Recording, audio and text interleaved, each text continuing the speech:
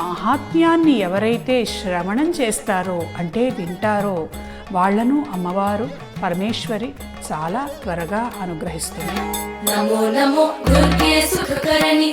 మా అబ్బాయి కృష్ణుని రక్షించింది ఆ జగదంబే అమ్మవారే.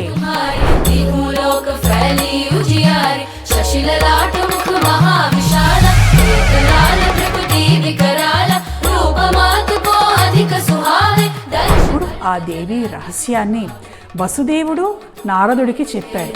నమో నమో దుర్గే, నమో నమో దుర్గే, నమో నమో. శ్రీ దేవి రహస్యం ప్రతిరోజు రాత్రి 9 గంటలకు మీ మహాభక్తి టీవీలో.